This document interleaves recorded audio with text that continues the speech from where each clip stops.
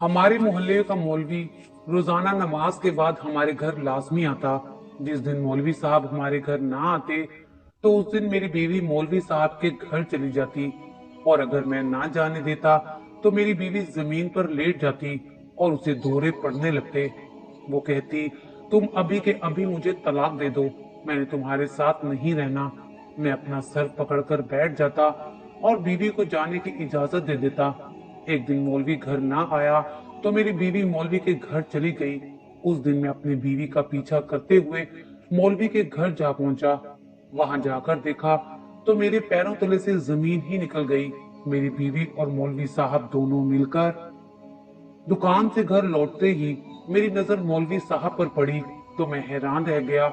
रोज रोज मौलवी साहब का नमाज जोहर के बाद भरी दोपहर में हमारे घर चले आना मुझे कुछ अजीब लगता था, और आज भी गाहक न होने की वजह से मैं दुकान वक्त से पहले ही बंद करके घर लौट आया था।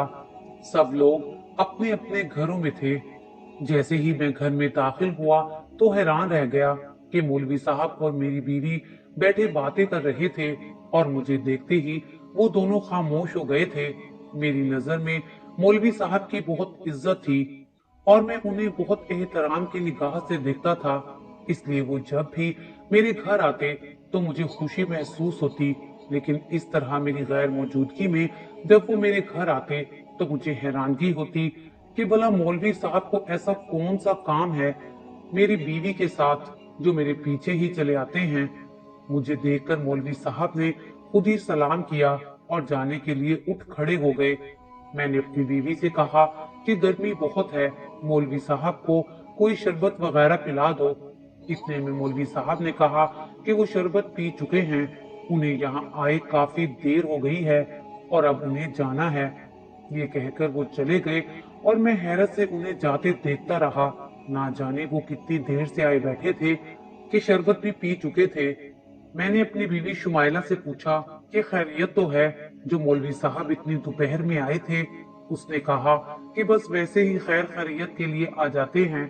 अपनी बीवी से कहीं ज्यादा मुझे मस्जिद के इमाम साहब पर भरोसा था, इसलिए मैंने इस बात पर ज्यादा बहस ना की थी, वरना अगर कोई और होता तो मैं बहुत बुरी तरह से पेश आता।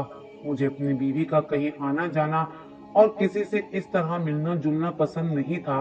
मैं एक ऐसे घराने से ताल्लुक रखता था जहां औरत सिर्फ चार दीवारी के अंदर कामकाज के लिए मौजूद रहती है और बाहर की दुनिया से उसका कोई ताल्लुक नहीं होता। मेरी तरफ से भी शुमाइला को कहीं आने जाने की इजाजत नहीं थी और ना ही किसी से ताल्लुक बनाने की, यहाँ तक कि वो यहाँ आस पड़ोस में भी नहीं जा सकती थी।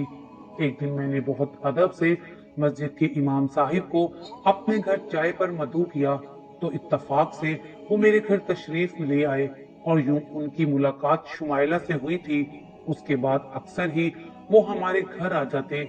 जब भी कभी मस्जिद से वो मेरे साथ बाहर निकलते तो खुद ही मेरे घर चले आते। मुझे ये भी सोचकर खुशी महसूस होती कि मौलवी साहब के नए कदम हमारे घर में पड़ने से जरूर बरकत होगी। लेकिन आहिस्ता आहिस्ता ये सिलसिला बढ़ता चला गया और मौलवी साहब रोज आने लगे, और अब तो वो मेरी गैर मौजूदगी में भी तशरीफ ले आते थे। मेरी बीवी शुमाइला एक बहुत हसीन औरत थी। उसका ताल्लुक एक पठान कबीले से था और वो बिल्कुल पठानों की तरह गोरी चिटी लंबी चौड़ी थी। जो भी उसे देखता तो उसकी खूबसूरती की तारीफ जरूर करता। इसलिए मैं शुमाइला को किसी के सामने जाने की भी इजाजत नहीं देता था, क्योंकि मुझे ये खौफ महसूस होता था कि कहीं वो मुझे छोड़कर किसी और के साथ ना चली जाए। मेरी तरफ से शुमाइला को छत पर जाने की भी इजाजत नहीं थी। हमारी गली के कोने पर औबाश नौजवान खड़े रहते थे और हमारी छत से गली का कोना साफ नजर आता था। इसलिए शुमाइला जब भी कपड़े धोती तो छत पर डालने का काम मैं ही करता था। लेकिन मुझे क्या खबर थी कि मेरी ये सख्ती किसी काम ना आएगी, बल्कि उल्टा मेरे लिए वह बाले जान बन जाएगी। एक दिन शुमाइला ने पुलाव बनाया तो मौलवी साहब के लिए एक प्लेट अलहदा से निकाल कर रख दी और मुझसे कहने लगी कि दुकान पर जाते हुए ये प्लेट मौलवी साहब को दे जाना। इत्तफाक से उस दिन दुकान पर माल आ गया और उस माल लाने वाले लड़के के फोन पर फोन आने लगे तो मैंने शुमाइला से कहा कि इमाम साहब के घर तुम ही चली जाना, मेरे पास अभी वक्त नहीं है। ये सुनकर शुमाइला ने खुशी खुशी हामी भर ली और मैं दुकान के लिए निकल गया। जब मैं घर वापस पहुंचा तो शुमाइला बहुत खुश थी। मैंने उससे पूछा कि इमाम साहब को पुलाव दे आई हो? तो वो कहने लगी, जी हाँ, कि इमाम साहब को पुलाव दे आई हूँ। तो वो कहने लगी, वो तो बहुत अच्छे हैं। काफी अरसे बाद मैंने शुमाइला के चेहरे पर मुस्कुराहट देखी थी, वरना वो हमेशा खामोश रहा करती थी। उस दिन के बाद से जब भी मेरी बीवी कुछ पकाती तो वो इमाम साहब के लिए अलहदा लाजमी करती और मुझसे कहती कि मैं खुद दे आऊंगी। इमाम साहब की बीवी बहुत अच्छी औरत है। ये सुनकर मैं कहता कि ठीक है, चली जाओ। अब अक्सर ही मेरी बीवी इमाम साहब के घर चली जाती या फिर इमाम साहब हमारे घर आ जाते। एक दिन मैंने शुमाइला को इमाम साहब के घर जाने के लिए मना कर दिया तो अचानक उसे दौरा पड़ने लगा। मैं खाना खाने बैठा ही था कि बावर्ची खाने से शुमाइला की अजीबो गरीब आवाजें आने लगी और जब मैंने जाकर देखा तो वो रो रही थी और उसके बाद वो मुस्तकिल रोते ही जा रही थी। रोते रोते उसने एक ऐसी बात कह दी कि जिसे सुनकर मैं अपना सर पकड़कर बैठ गया। वो बोली, मैं मौलवी साहब के घर जरूर जाऊंगी। अगर आप मुझ पर एतबार नहीं करते तो बेशक मुझे तलाक दे दे। उसके बाद तो उसे दौरे पड़ना शुरू हो गए थे, यहाँ तक कि मेरे लिए उसे संभालना मुश्किल हो गया था। मैंने परेशान होकर इमाम साहब को बुलाया तो इमाम साहब ने मुझे कमरे से बाहर जाने को कहा और कुछ देर उसके साथ वक्त गुजारा और जाते वक्त मुझे कहा कि शुमाइला अब ठीक है, तुम फिक्र ना करो। जब मैं कमरे में गया तो शुमाइला पुरसुकून से बैठी थी। मैं हैरान था कि इमाम साहब ने ऐसा क्या किया है जो शुमाइला बिल्कुल ठीक हो गई है, जबकि मैं पिछले 1 घंटे से उसे चुप करवाने की कोशिश कर रहा था, लेकिन वो तो एक साथ जोर जोर से रोती जा रही थी। मैंने उससे कुछ पूछना चाहा, लेकिन फिर कुछ सोचकर खामोश हो गया। 2-3 दिन इमाम साहब बाकायदगी से हमारे घर आते रहे और फिर जब एक दिन इमाम साहब ना आए और शुमाइला खाना लेकर उनके घर जाने लगी तो मैंने दोबारा से इनकार कर दिया। मैं देखना चाहता था कि आज शुमाइला का रद्द अमल क्या होगा और मेरी उम्मीद के मुताबिक उसे दोबारा से वही रोने का दौरा पड़ गया और वो फिर से सिसक सिसक कर रो रही थी और मुझसे तलाक मांग रही थी। मैंने गुस्से में उसके चेहरे पर एक थप्पड़ मार दिया, लेकिन फिर भी वो चुप नहीं हुई। मैं तंग आकर दोबारा इमाम साहब को बुला लाया। इमाम साहब एक बार फिर शुमाइला के साथ कमरे में थे और मैं कमरे से बाहर टहल रहा था। ना जाने क्या चक्कर चल रहा था जिससे मैं बिल्कुल अनजान था। इमाम साहब जा चुके थे और मैं अपनी बीवी को शक भरी निगाहों से देख रहा था। इन दोनों के दरमियान जो चल रहा था वो मुझे समझ आ रहा था, लेकिन मैं इमाम साहब जैसी शख्सियत पर बगैर सबूत के इल्जाम नहीं धर सकता था, क्योंकि मोहल्ले में इमाम साहब का एक मकाम था। हर कोई उनका अकीदतमंद था। 2-4 दिन बाद फिर मुझे किसी काम से जाना पड़ गया तो मैंने देखा कि शुमाइला मौलवी साहब के घर की तरफ जा रही है। मेरे दिल में शुमाइला के लिए शक आ चुका था, बल्कि मुझे यकीन था कि ये दोनों मिलकर मेरे साथ धोखा कर रहे हैं। मैंने खामोशी से शुमाइला का पीछा करना शुरू कर दिया और जब वो मौलवी साहब के घर में दाखिल हुई तो मैं भी इधर उधर देखने के बाद उनके घर की छोटी सी दीवार फलांग अंदर दाखिल हो गया। वो दोनों एक छोटे से कमरे में मौजूद थे। मैं कमरे की खिड़की से झांक कर अंदर का मंजर देख रहा था और ये देखकर मेरे कदमों तले से जमीन निकल गई कि शुमाइला तो इमाम साहब के साथ वो सब बातें कर रही थी जिनका मैं तसव्वुर भी नहीं कर सकता था। शुमाइला के अल्फाज मेरे लिए ऐसे थे जैसे किसी ने मेरे कानों में पिघला हुआ शीशा डाल दिया हो। वो मेरी इज्जत को तार तार कर चुकी थी। मुझे ऐसा महसूस हो रहा था कि जैसे मैं किसी को मुंह दिखाने के लायक भी नहीं रहा। मेरी और शुमाइला की शादी आज से 8 साल कबल हुई थी। मैं शुमाइला के अब्बा की दुकान पर काम करता था। शुमाइला अक्सर दोपहर का खाना लेकर दुकान पर आती थी। मैं जब भी उसे देखता तो मेरा दिल धड़कना भूल जाता। सुर्ख सफेद रंगत की मालिक शुमाइला जब शदीद गर्मी में खाने का डिब्बा उठाए दुकान तक आती तो उसका सारा वजूद पसीने से शराबूर होता।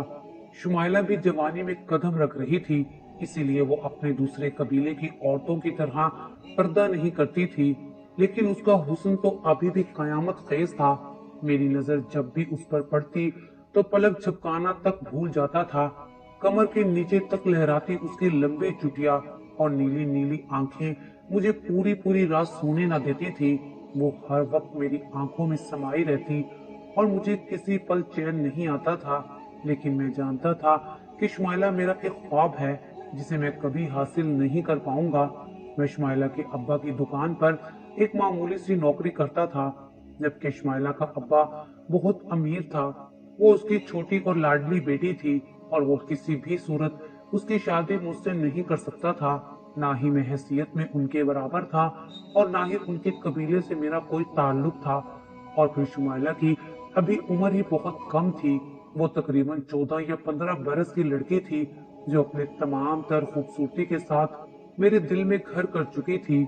एक दिन जब शुमाइला खाना लेकर दुकान पर आई तो उसका अब्बा दुकान पर मौजूद नहीं था। वो जैसे ही खाना रखकर वापस जाने के लिए पलटी तो मैंने उसे आवाज देकर रोक लिया। अपनी गोल गोल आंखें मटकाती वो मुझे देखने लगी। मैंने बहुत हिम्मत जमा करके उससे कहा कि मैं उससे बात करना चाहता हूँ, तो वो वहीं पास बड़े स्टूल पर बैठ गई। शुमाइला को अपने साथ बैठा देखकर अपने जज्बात पर काबू करना मेरे लिए बहुत मुश्किल हो रहा था। वो किसी ताजा कली की मानिंद खिली हुई थी और मुझे अपना आप भंवर जैसा महसूस होने लगा था। मेरी नजर उसका तवाफ कर रही थी। हल्के गुलाबी रंग में वो बहुत खिल रही थी।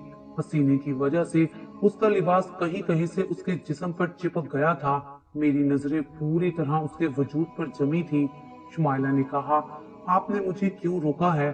तो मुझे कुछ होश आया कि मुझे उससे बात करनी है।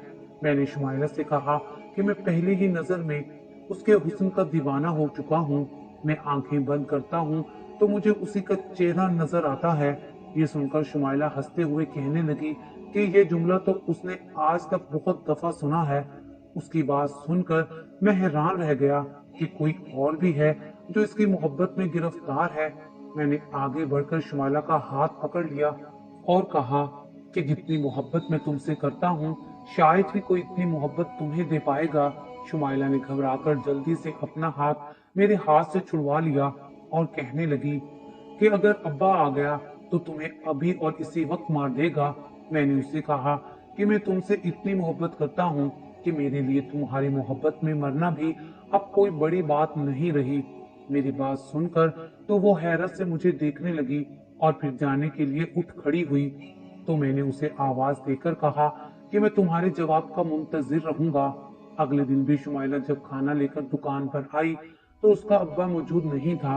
वो एक दूसरे इलाके में नई दुकान खोल रहा था और वो ज्यादातर उसी सिलसिले में मसरूफ था।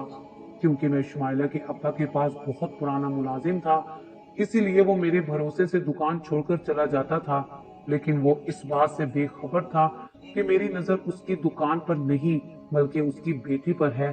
शुमाइला खाना रखकर पलटी तो मुझे देखकर मुस्कुराने लगी। उसकी मुस्कुराहट ने मुझे मजीद हौसला दिया और मैंने उसे बैठने का इशारा किया और वो फौरन ही मेरे सामने बैठ गई। अभी वो जिस उम्र में थी, इस उम्र की लड़कियों के लिए अपनी तारीफें सुनना और एक मर्द को अपने लिए बेचैन देखना एक खूबसूरत एहसास था। मैं उसके चेहरे पर आने वाले तासुरात देखकर उसके दिल का हाल जान गया था। मैंने अपने जुमलों के जरिए उसके दिल में अपनी जगह बनाना शुरू कर दी। मैं उसके हुस्न के कसीदे पढ़ता और वो बैठकर सुनती रहती। बहाने बहाने से मैं अक्सर उसका हाथ पकड़ लेता। पहले तो वो हाथ छुड़वा लिया करती थी, लेकिन अब वो हाथ छुड़वाने की बजाय शर्मा जाती। जिस वक्त शुमाइला खाना लेकर आती उस वक्त गाहक न होने के बराबर होते। शुमाइला की मुस्कुराहट और शर्माहट ने मुझे इतना हौसला दिया था कि मैं अब बहाने बहाने से अपने जज्बात को तस्कीन पहुंचाने लगता। शुरू शुरू में तो शुमाइला कुछ घबराती थी, लेकिन मैंने उसे अपनी मोहब्बत पर इतना एतबार दिलवा दिया था कि आहिस्ता आहिस्ता वो भी मुझ पर अपने जज्बात अयां करने लगी। उसे भी मुझसे मोहब्बत हो गई थी। एक दिन मैंने जज्बात के हाथों मजबूर होकर शुमाइला से कहा कि कब तक हम इस तरह आधी अधूरी मुलाकात करते रहेंगे? तुम्हारा बाप तो हमारी शादी भी नहीं होने देगा क्योंकि मैं तुम्हारे कबीले से नहीं हूँ।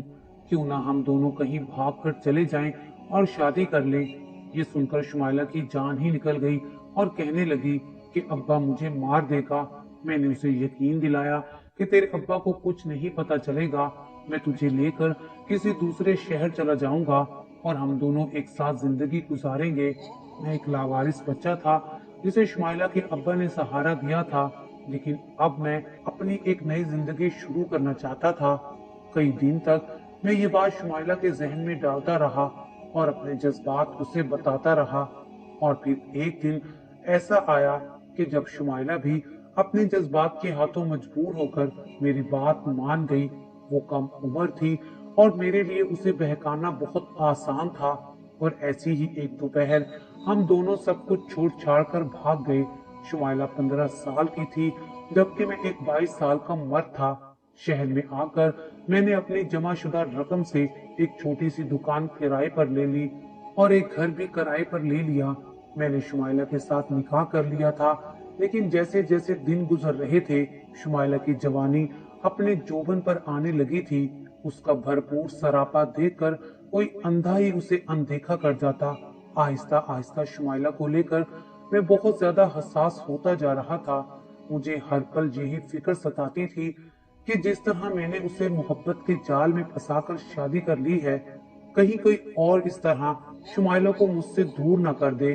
कभी कभी मेरे दिल में ये ख्याल आता है कि जिस तरह मेरे कहने पर और अपने जज्बात के हाथों मजबूर होकर वो अपने सगे माँ बाप को धोखा देकर मेरे साथ चली आई है, कहीं इसी तरह वो मुझे भी छोड़कर ना चली जाए। क्योंकि अगर वो अपने माँ बाप को धोखा दे सकती है तो मुझे भी धोखा दे सकती है। इसी सोच ने मुझे इस कदर शकी और वहमी बना दिया कि मैंने शुमाइला का घर से निकलना बंद कर दिया था। छत पर जाने पर भी पाबंदी लगा दी थी। कभी कभी वो मुझे पड़ोसियों से मिलने जुलने का कहती तो मैं साफ मना कर देता था। एक दिन जब वो मुझसे कहने लगी कि वो दोपहर का खाना देने के लिए दुकान आ जाया करेगी ताकि मुझे दुकान छोड़ के घर ना आना पड़े, तो ये सुनते ही मैंने शुमाइला से कहा कि कोई जरूरत नहीं है, वहाँ और भी लड़के काम करते हैं। मेरी बात सुनकर शुमाइला ने हैरत से मेरी तरफ देखा। उस दिन उसे अंदाजा हो गया था कि मेरी सोच क्या है। उस दिन के बाद से शुमाइला का रवैया मेरे साथ तब्दील हो गया था। पहले ही वो बंद घर में रह रहकर परेशान हो चुकी थी और अब तो उसका दिल भी मुझसे बदजन हो चुका था। वो जान गई थी कि मैं उसके किरदार पर शक करता हूँ, इसीलिए उस पर इतनी सख्ती करता हूँ। सितम ये हुआ कि शादी के 8 साल के अरसे में भी वो मां ना बन सकी और फिर इलाज करवाने से ये पता चला कि मैं बाप बनने की सलाहियत से महरूम हूँ। ये खबर सुनने के बाद तो मैं और भी शक्की हो गया था कि शुमाइला कहीं इस वजह से किसी और के साथ कोई ताल्लुक ना कायम कर ले। हम दोनों के रिश्ते में काफी दूरियां आ चुकी थी, लेकिन इसके बावजूद भी हम एक साथ गुजारा कर रहे थे। जब भी इमाम साहब वाला सिलसिला शुरू हुआ और शुमाइला के चेहरे पर फिर से मुस्कुराहट आने लगी, तब मैं इमाम साहब के किरदार पर किसी भी तरह शक नहीं कर सकता था। इसलिए उन्हें मैंने अपने घर आने से नहीं रोका था और ना ही शुमाइला को उनसे मिलने से रोका। लेकिन मुझे क्या खबर थी कि शुमाइला इमाम साहब को ही अपना सहारा समझ लेगी। और जब मैंने शुमाइला को इमाम साहब के कमरे में देखा तो वो उनके साथ बैठी मेरे ही बारे में बातें कर रही थी। वो घर की चार दीवारी में घुट घुट कर मरना नहीं चाहती थी। वो इमाम साहब को बता रही थी कि मैं किस तरह उस पर शक करता हूँ और उसे किसी से मिलने नहीं देता।